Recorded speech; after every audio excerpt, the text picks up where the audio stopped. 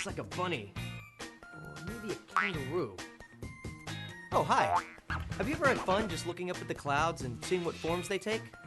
Have you ever wondered how they form and why they take different shapes on different days? Well, let's find out. So what is a cloud? A cloud is a visible group of water droplets floating in the atmosphere above the surface of the Earth. When billions of water droplets group together, they become visible clouds.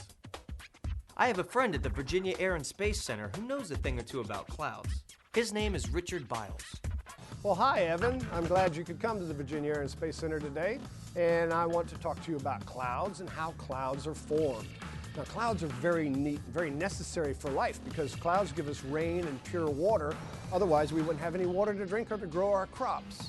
So clouds form when water in the air moves upwards, and when it moves upwards, it gets lower and lower pressure and expands, and that makes it colder.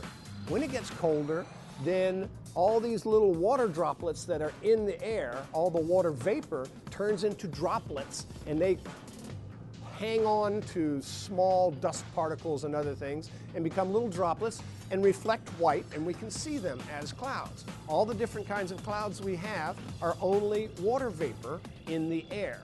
And so our water vapor is very important to us, and when that little ball of water droplet gets big enough, it falls out. And what's that called?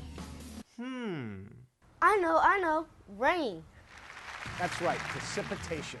It comes out as snowflakes, sleet, hail, snow, or rain. So, and we're going to make a cloud here by using something very, very cold called liquid nitrogen. Now, the liquid nitrogen that I have in here is 196 degrees centigrade or Celsius below zero. For those of you who's still stuck on Fahrenheit, that's 321 degrees below Fahrenheit. So that's so cold. That's so cold that it is going to freeze this water, make vapor, and make a cloud. Now I have the water warmed up here in a wok. Now we're going to make a cloud by using liquid nitrogen, but liquid nitrogen is so cold, before we start we must use our safety gloves to make sure we don't burn ourselves or give ourselves frostbite. Now the liquid nitrogen you cannot see, it is clear. And it's just as clear as water is. I mean, you can see that it's a liquid in there, but when we get ready to pour it in here, what will happen it will boil, because it will turn back into a gas. When it boils, it's going to take that water with it and make water vapor in a cloud. So what you're going to see now is the water vapor coming out and making a really big cloud. Wow! So Evan, what do you think about that? We've just made a cloud in the museum. Wow, you made a cloud?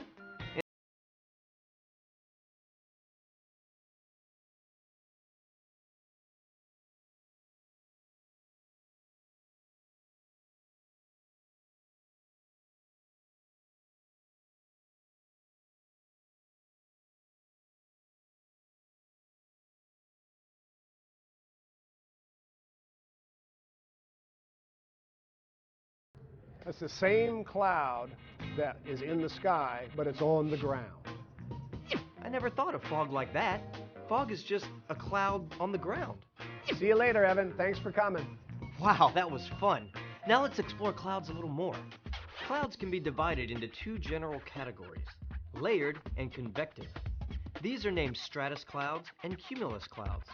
Stratus means layer in Latin. Cumulus means piled up in Latin. These two cloud types are divided into three more groups by their altitude, or how high the cloud is. Clouds can be broken up into three basic altitude groups or categories. Low clouds have bases below 2,000 meters. Middle clouds have bases between 2,000 and 6,000 meters.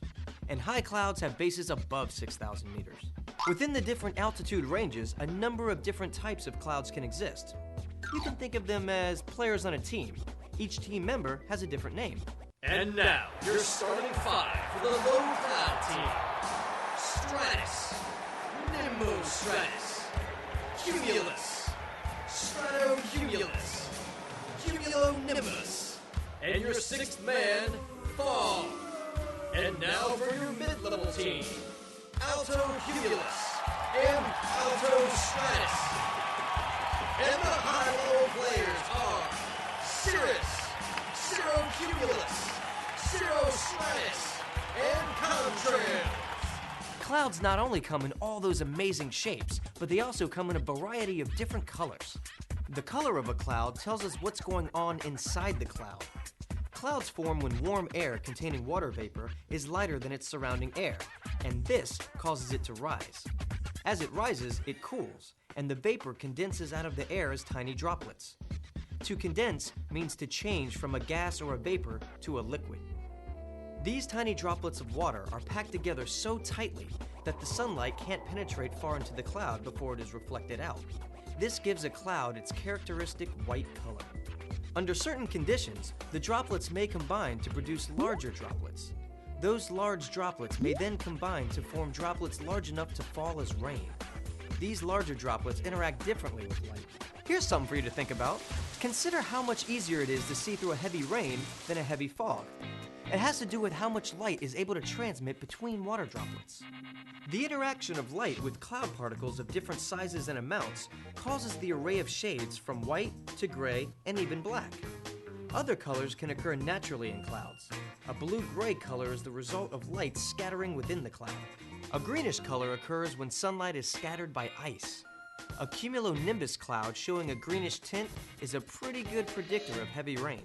Now you're a cloud expert, so the next time you're lying in the grass identifying shapes in the clouds, call them by their real name.